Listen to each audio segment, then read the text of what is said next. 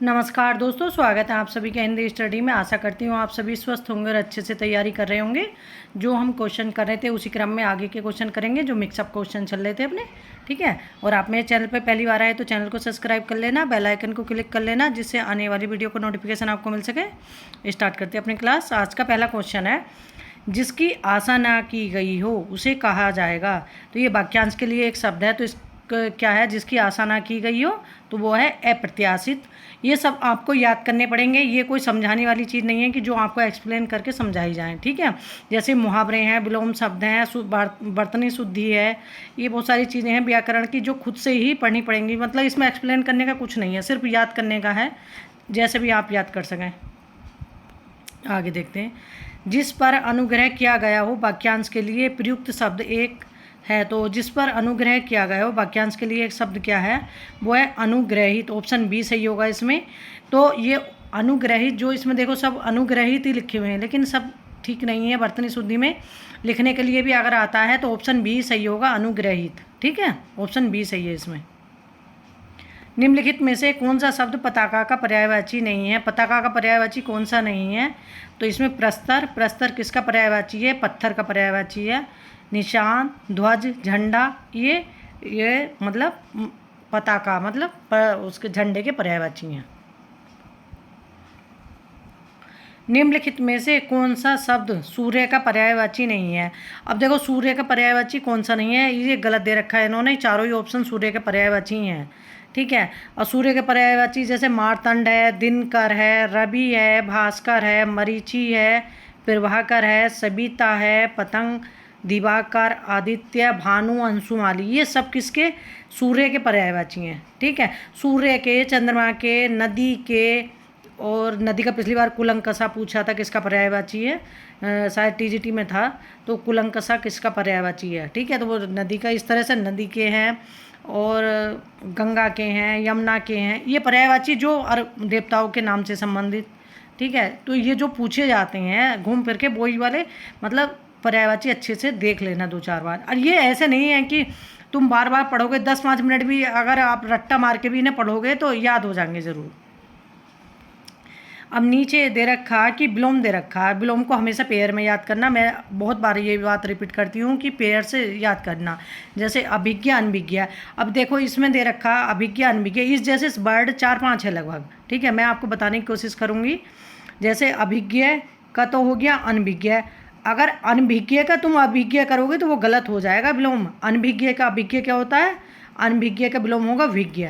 तो अब ये जिस तरह से 4-5 है, जैसे है अज्ञ का विज्ञ या प्रज्ञा हो गया विलोम, अभिज्ञ, अनभिज्ञ, और अनभिज्ञ का विज्ञ, विज्ञ, अभिज्ञ।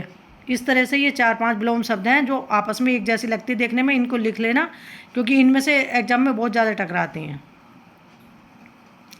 द्विज शब्द का अर्थ है। द्विज शब्द का अर्थ क्या है इनमें से? तो इनमें से सभी द्विज शब्द का अर्थ है। ब्राह्मण, दांत, पक्षी, ये सभी द्विज का अर्थ देते हैं। द्विज का अर्थ होता है 2 बार जन्म लेने वाला। ठीक है, अंधे की लकड़ी से तात्पर्य है। अंधे की लकड़ी से तात्पर्य क्या है? एक ही सहारा। तो ये क्या है? मुहावरा। ठीक है, अंधे की लकड़ी एकमात्र सहारा।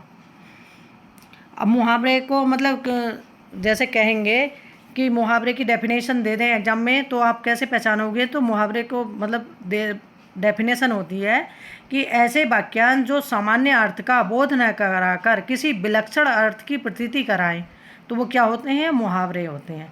और मुहावरे को रोजमर्रा या वाग्धारा के नाम से भी पुकारते हैं। आगे देखते हैं। निम्नलिखित में से लोकोक्ति चुनिए। तो लोकोक्ति कौन सी है? कहाँ राजा भोज, कहाँ गंगू तेली। लोकोक्ति अपने में पूर्ण होती है। इसका अर्थ आसानी से आप जैसे ऑप्शन में आता है कि लोकोक्ति पूर्ण होती है या मुहावरा पूर्ण होता है अपने में वाक्य, तो लोकोक्ति अपने में पूर्ण होती है। 9-2-11 होने का अर्थ है, 9-2-11 होने का अर्थ है भाग जाना। तुच्छ मनुष्य की मित्रता शीघ्र ही समाप्त हो जा सकती है। भाव को व्यक्त करने वाली लोकोक्ति है। तो इसमें बताना कि तुच्छ व्यक्ति की मित्रता तुरंत ही मतलब समाप्त हो जाती है। उसका अर्थ क्या है? कि ओछे की प्रीत बालू की भीत। तो ऑप्शन डी सही होगा इसमें। कलाई खुलना मुहावरे का सही अर्थ है। तो कलाई खुलना मुहावरे का सही अर्थ क्या है? सच्चाई का पता लगना। सु प्लस आगत, तो सु प्लस आगतम में कौन सी संधि है? तो इसमें यण संधि है। और संधि किस भाषा का शब्द है? संधि संस्कृत भाषा का शब्द है। और दो वर्णों के मेल से होने वाले विकार को क्या कहते हैं? संधि कहते हैं। संधि कितने प्रकार की होती है? 3 प्रकार की होती है, स्वर, व्यंजन और विसर्ग। स्वर संधि के भेद कितने हैं? 5, दीर्घ, गुण, वृद्धि और यण और अयादि संधि। ठीक है। बृहत्त्रयी में कौन सा महाकाव्य नहीं आता? तो बृहत्त्रयी में कौन सा महाकाव्य नहीं आता? रघुवंशम। रघुवंशम आता लघुत्रयी में। इसमें कुरमे से याद कर सकते हैं, जैसे कुमार संभवम, रघुवंशम और मेघदूतम, ये तीनों रचनाएं कालिदास की हैं और ये लघुत्रयी में आती हैं। किरातार्जुनीयम, शिशुपाल वधम और नैर्ष्यचरितम, ये तीनों रचनाएं बृहत्त्रयी में आता है। आगे देखते हैं। सूची फर्स्ट का मिलान सूची सेकंड से कीजिए और दिए गए कूट का सही उत्तर बताना है। तो इसमें एक तरफ रचनाएं, एक तरफ लेखक दे रखे हैं। तो कालिदास की रचना है अभिज्ञान शकुंतलम, ये इनका नाटक है। माघ की रचना है, माघ की है शिशुपाल वधम। भवभूति की रचना है उत्तर रामचरितम। दंडी की रचना है दस कुमार चरितम। ठीक है, तो इसमें ऑप्शन बी सही होगा। उज्ज्वल शब्द का सही संधि विच्छेद चुनिए। तो उज्ज्वल शब्द का सही संधि विच्छेद है उत धन ज्वल, इसमें व्यंजन संधि है, तो ऑप्शन इसमें सी सही होगा। सूची फर्स्ट का मिलान सूची सेकंड से करना है दिए गए कूट में। तो एक तरफ मतलब दे रखा है कि ये कौन से लकार हैं और कौन से काल को मतलब को बता रहे हैं। ठीक है, तो ये लट लकार वर्तमान काल, लोट लकार आज्ञार्थक, लंग लकार हो गया भूतकाल और लेट लकार भविष्यकाल। ठीक है, इस तरह से इनका ऑप्शन आ सही हो जाएगा। और इसमें अगर आप पूछे लकार कितने होते हैं तो लकार 10 होते हैं। ठीक है, और ये बहुत बार एग्जाम में रिपीट हुआ है, ऐसे भी ऑप्शन देके पूछ लेते हैं कि ये भविष्यकाल किस लकार का कोट तक है। ठीक है, आगे देखते हैं। राम शब्द का तृतीय द्विवचन रूप है। राम शब्द का तृतीय द्विवचन रूप क्या है? तो वो बताना हमें। तो ये है रामभ्याम। अब मैंने तो याद किए रहे थे, जैसे राम शब्द जैसे धातु रूप, शब्द रूप थी, ये तो आपको याद करने पड़ेंगे। तो मैंने जो याद करे थे मैं बताती हूँ आपको। तो इसमें एक वचन, द्विवचन और बहुवचन जैसे होते हैं। तो मैंने पहले एक वचन के याद करे, फिर द्विवचन के, फिर बहुवचन के। एक बार आपको रिपीट करके बता देती हूँ इस तरह से कि रामा रामम, रमेण रमाय, रमात रमस्य, रामे राम। इस तरह से पहले एक वचन के याद करें, फिर द्विवचन के, फिर बहुवचन के, इस तरह से याद किए थे मैंने। ठीक है, और ये इसमें क्या था, इसमें आसानी से जैसे पूछ सकते हैं कि मतलब जैसे इसमें है रामाभ्याम है तृतीय विभक्ति का, तो तृतीय, चतुर्थी और पंचमी विभक्ति में द्विवचन में रामाभ्याम ही होगा। ठीक है, अब इसमें आ जाए कि किसमें तृतीय, चतुर्थी और पंचमी विभक्ति में मतलब द्विवचन में कौन से रूप होगा? तो रामाभ्याम ही होगा। ठीक है, इस तरह से जैसे ज़्यादातर इनमें सब में जैसे हरि के रूप आ जाएंगे तब भी हरिभ्याम, मतलब तृतीय, चतुर्थी और पंचमी के रूप द्वितीय विभक्ति में समान रूप से चलते हैं। आगे देखते हैं। महाकवि कालिदास किस अलंकार के लिए प्रसिद्ध हैं? तो कालिदास किसके लिए प्रसिद्ध हैं? उपमा के लिए प्रसिद्ध हैं, अर्थगौरव के लिए भारवी प्रसिद्ध है, दंडी पद लालित्य के लिए प्रसिद्ध है। जगत शब्द के चतुर्थी एक वचन का रूप है। अब देखो, जगत शब्द का चतुर्थी एक वचन का रूप है, ये सब आपको याद करने पड़ेंगे तभी आप बता पाओगे। तो इसमें जगत शब्द का चतुर्थी एक वचन का रूप क्या है? जगते। तो जगत, जगत, जगता, जगते, जगता, जगता, जगती, जगत। ठीक है, इस तरह से ये एक वचन में है। आकारो रूप में क्रय धातु डोट लकार प्रथम पुरुष एक वचन, मतलब अकारो रूप है। अकारो किसका रूप है? तो क्रय धातु लंग लकार मध्यम पुरुष एक वचन का रूप है। ठीक है, आगे देखते हैं। मार्ग के दोनों तरफ वृक्ष हैं। तो मार्ग के दोनों तरफ वृक्ष हैं का संस्कृत में अनुवाद होगा मार्गम अभयता वृक्षा संति। अभयता, उभयता, परिता, निक्षा और समया, इन सब के लिए कौन सी विभक्ति आती है? द्वितीय विभक्ति आती है। संस्कृत की विभक्ति भी पूछी जाती हैं। ठीक है, नमः स्वाति स्वा के लिए कौन सी विभक्ति आती है? चतुर्थी विभक्ति आती है। आगे देखते हैं। इत्यादि शब्द का सही संधि विच्छेद होगा, तो इत्यादि शब्द का सही संधि विच्छेद क्या होगा? इति धन आदि इत्यादि। अगर पूछने लगे कि स्वर संधि की क्या पहचान है, ऑप्शन में देखें तो स्वर संधि की पहचान होती है कि प्लस के पहले भी और प्लस के बाद भी स्वर मतलब स्वर होगा, स्वर के मतलब प्लस के पहले भी प्लस के बाद भी। व्यंजन संधि की पहचान होती है कि उसमें प्लस के पहले स्वर होगा, प्लस के बाद में व्यंजन होगा, या प्लस के पहले व्यंजन होगा तो बाद में स्वर होगा, मतलब एक साइड व्यंजन अवश्य होगा, ठीक है। और स्वर संधि में दोनों तरफ स्वर होता है। और विसर्ग संधि में क्या होता है? विसर्ग संधि में पहले विसर्ग होगा, फिर प्लस के बाद स्वर, प्लस के बाद स्वर या व्यंजन में से कोई होगा। मति शब्द के षष्ठी एक वचन का रूप है, तो मति शब्द के षष्ठी एक वचन का रूप क्या है? मत्या, मति, मतिम, मत्या, मतिये, इस तरह से याद कर लेना, ठीक है। हिंदी साहित्य के प्रथम काल को आदिकाल नाम किसने दिया? तो हिंदी साहित्य के प्रथम काल को आदिकाल नाम किसने दिया? तो ये हजारी प्रसाद द्विवेदी ने दिया। और सर प्रमुख मतलब सभी ने अपना मत देते हुए आदिकाल मतलब आदिकाली नाम मतलब ठीक माना कि आदिकाली नाम होना चाहिए, ठीक है। रामचंद्र शुक्ल ने वीरगाथा काल दिया था, राहुल सांकृत्यायन ने सिद्ध सावंत काल। आगे देखते हैं। हिंदी नवरत्न के लेखक हैं, तो हिंदी नवरत्न के लेखक कौन है? मिश्र बंधु हैं, गणेश बिहारी, श्याम बिहारी, सुखदेव बिहारी, तीन भाई थे ये जिन्होंने हिंदी नवरत्न लिखा था 1910 में। इसमें 9 लेखक हैं और इसमें कबीरदास जी नहीं है, नहीं ही जायसी हैं, क्योंकि ये ऑप्शन में बहुत ज़्यादा पूछे जाते हैं। इसमें सूर तुलसी हैं और चंद हरिचंद हैं, और 5 लेखक हैं जो वह रीतिकाल के, केशव बिहारी, चिंतामणि और मतीराम देव, इस तरह से। राहुल जी ने, जो राहुल सांकृत्यायन है, उन्होंने हिंदी भाषा का प्रथम सॉरी दोस्तों, ये राहुल सांकृत्यायन ने हिंदी का प्रथम कवि किसे स्वीकार किया है? तो वो किसे किया है? सरहप्पा को। हिंदी के प्रथम कवि किसे स्वीकार किया है? सरहप्पा को।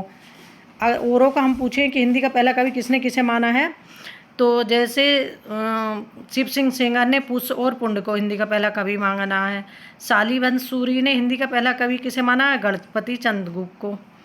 और स्वयंभू ने हिंदी का पहला कवि किसे माना है? रामकुमार वर्मा। रामकुमार वर्मा ने हिंदी का पहला कवि माना है, दोबारा से रिपीट करती हूँ, राहुल सांकृत्यायन ने हिंदी का पहला कवि सरहप्पा को माना है। और शिव सिंह सेंगर ने हिंदी का पहला कवि माना है पुष्य और पुंड को। गणपति चंद्रगुप्त ने हिंदी का पहला कवि माना है शालिवंश सूरी को। रामकुमार वर्मा ने हिंदी का पहला कवि माना है स्वयंभू को। हजारी प्रसाद द्विवेदी ने हिंदी का पहला कवि माना है अब्दुल रहमान को। डॉक्टर बच्चन सिंह ने हिंदी का पहला कवि माना है विद्यापति को। और चंदा शर्मा गुलेरी ने हिंदी का पहला कवि किसे माना है? राजा मुंज को, ठीक है। इस तरह से इन्होंने अलग अलग लेखकों ने अलग अलग उनको हिंदी का पहला कवि माना है। बीसल देव रासों में किस शैली का प्रयोग है? तो बीसल देव रासो किसकी रचना है? नरपति नाल की रचना है बीसल देव रासो। और इसमें किस शैली का प्रयोग है? गे शैली है ये। और बीसल देव रासों में कितने छंद हैं? इसके 128 छंद हैं और श्रृंगार रस प्रधान रचना है ये। इसमें अजमेर के राजा बीसल देव तृतीय और राजमती का वर्णन है। और ये कितने खंडों में है? ये 4 खंडों में है। पहले खंड में वर्णन है इनका और राजमती का, और दूसरे खंड में बीसल देव का उड़ीसा जाना है, जो 1 वर्ष तक उड़ीसा में रहते हैं। और तीसरे खंड में राजमती का मतलब विरह वर्णन दे रखा है इन्होंने, ठीक है। और चौथे खंड में इनका है, चौथे खंड में मिलान है इनका, मिलना दोनों का। इसमें जो विरह वर्णन है बीसल देव रासों में कि इसका मतलब विरह वर्णन कौन से माह से शुरू होता है? कार्तिक माह से शुरू होता है। जैसे पृथ्वीराज रासों में मतलब नागमती का विरह वर्णन कब से शुरू दिखाया है? आषाढ़ महीने से पृथ्वीराज रासों में। आगे देखते हैं। ध्रुव चरित के रचयिता कौन है? तो ध्रुव चरित किसकी रचना है? नरोत्तम दास की है। ध्रुव चरित और सुदामा चरित ये दोनों नरोत्तम दास की रचना है। कृष्ण गीतावली नाम काव्य कृति है, तो कृष्ण गीतावली नामक काव्य कृति किसकी है? तुलसीदास की रचना है कृष्ण गीतावली। तुलसीदास के सारे ग्रंथ देख लेना कितने प्रमाणिक हैं, और मतलब इनके जो 12 ग्रंथ प्रमाणिक माने हैं रामचंद्र शुक्ल ने, जिनमें से 5 बड़े और 7 छोटे ग्रंथ हैं इनके। इनकी 4 रचनाएं ऐसी हैं जिनमें 7 कांड मिलते हैं। रामचरितमानस है और गीतावली, कवितावली और बरमे रावण, जिनमें 7-7 कांड हैं, ठीक है। इस तरह से कौन सी ब्रजभाषा में है, कौन सी मुक्तक है, कौन सी अवधी भाषा में है और कौन सी प्रबंध काव्य है। इस तरह से मतलब गीति काव्य कौन कौन से हैं, ये सभी पूछे जाते हैं इनके, ठीक है। और रामज्ञा प्रसन्न की कैसी रचना है, एक ज्योतिष ग्रंथ है।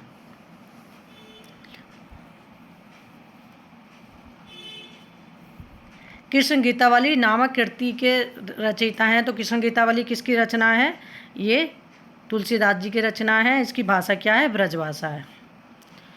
कोई चिंतन मतलब कई चिंताओं या कलाओं का योगदान मिलता है, तो किस में मिलता है, यह रीतिकालीन काव्य धारा में मिलता है। भक्ति के जो स्रोत को दक्षिण से उत्तर भारत प्रसारित होने के सिद्धांत का समर्थन करने वाले विद्वान हैं, तो भक्ति आंदोलन के जो दक्षिण से उत्तर भारत के प्रसारित होने के सिद्धांत का समर्थन करने वाले विद्वान हैं, वे आचार्य रामचंद्र शुक्ल हैं। विनय पत्रिका की भाषा है, तो विनय पत्रिका की भाषा क्या है, ब्रजभाषा है। और विनय पत्रिका एक गीति काव्य है, ठीक है। इसमें 269 क्या है, छंद है। 279 ये पूछे गए कि इसमें कितने छंद हैं, 269 छंद है। पद्मावत एक क्या है, पद्मावत एक त्रासदी है, या त्रासदी नहीं होती, एक रूपक काव्य है। पद्मावत एक महाकाव्य है। और पद्मावत किसकी रचना है, जायसी की रचना है। पद्मावत में 57 खंड है और 1540 में इसकी रचना हुई है, ठीक है। और जायसी के यश का आधार क्या है, पद्मावत है। आज के हमारे क्वेश्चन कंप्लीट हो गए। इसी क्रम में अपने आगे के क्वेश्चन करेंगे जो हैं, ठीक है। अपना लगे रहो, लगातार अभ्यास और प्रयास करते रहो, प्रैक्टिस अपना ज़रूर करना, व्याकरण भी साथ में करना, सब अपना साथ लेके चलना। ये ऐसा नहीं कि एक पार्ट पढ़ लो एक नहीं पढ़ो, क्योंकि पार्ट सभी पढ़ोगे तभी एग्जाम में सफलता मिलेगी। एक पार्ट हमारा कमज़ोर रह गया ना, तो समझ लो वहीं से कहीं से कुछ गड़बड़ हो जाएगा, ठीक है। तो इसलिए अपना पकड़ चारों तरफ बना के रखो। ऐसे नहीं साहित्य पढ़ने से ही काम चलेगा, सब व्याकरण भी पढ़ोगे, संस्कृत भी और भाषा विज्ञान तो आसानी से हो जाएगा, बहुत छोटा है। और संस्कृत भी मतलब कम रचनाएं हैं, आसानी से हो जाएंगी। लेकिन मेन चीज़ है संस्कृत के शब्द रूप और धातु रूप, इन्हें याद कर लो तो बहुत कुछ तुम्हारी समस्या समाधान हो जाएगी, ठीक है। क्योंकि एग्ज़ाम आने पर ये जो बड़ी बड़ी चीज़ें हैं, ये मतलब ये चीज़ें नहीं हो पाती। उस टाइम तो हम मतलब रचना पढ़ लो, ये इतनी उसकी रचनाएं हैं, ये क्या नाटक हैं, कहानी है, उपन्यास हैं, मतलब इन चीज़ों में ही हम बहुत कुछ लगे रहते हैं, ठीक है। तो छोटी छोटी जो चीज़ें हैं उन्हें हम पहले ही क्लियर कर ले तो एग्ज़ाम के समय हम बहुत अच्छा रहता है, ठीक है। थैंक यू दोस्तों, मैं वीडियो देखने के लिए।